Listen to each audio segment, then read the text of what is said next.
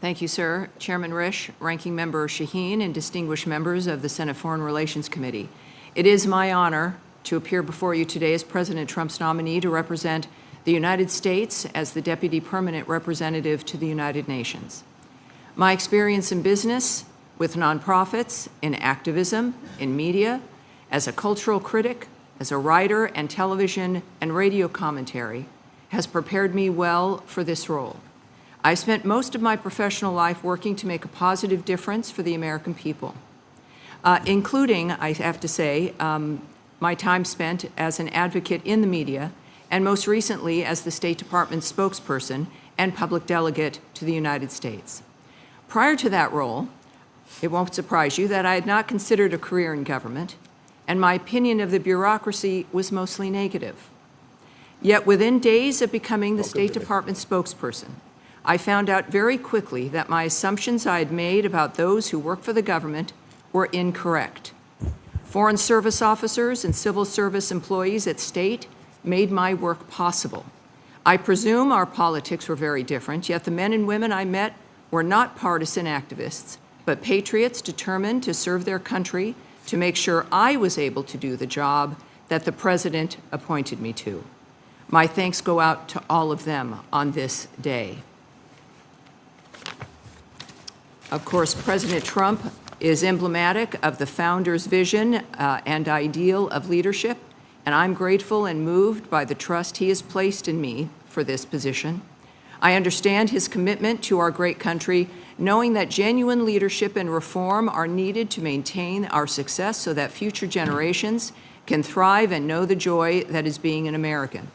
With the United States as a founding member of the United Nations, it is unfortunate to have to note that over the past 80 years, the UN has in fact strayed from its original mandate as outlined in the UN Charter.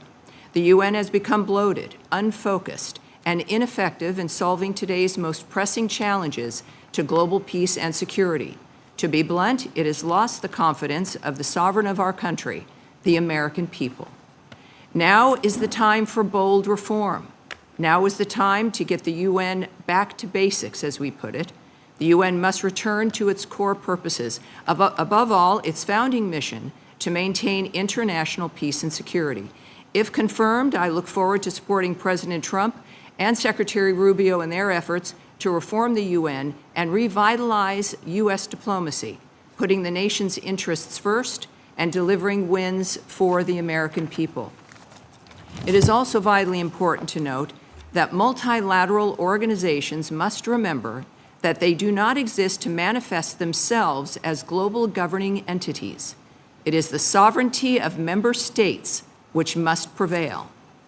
If confirmed, I am committed to ensuring U.S. funding to the UN advances policies and priorities that strictly add value to American taxpayers and American foreign policy interests. We cannot support the proliferation of divisive concepts like DEI and gender ideology, as well as a continuation of hateful anti-Israel bias. This oversight extends to UN peacekeeping and peace operations that also need reform and reprioritization. As President Trump declared at the UN General Assembly, the UN has tremendous potential.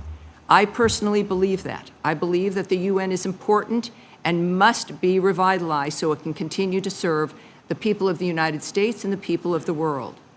I'm confident that we will continue to help the UN see this potential and return it to the useful organization it was established to be. Thank you for your time and consideration of my nomination. I look forward to answering your questions. Thank you so much, Thank Mr. you.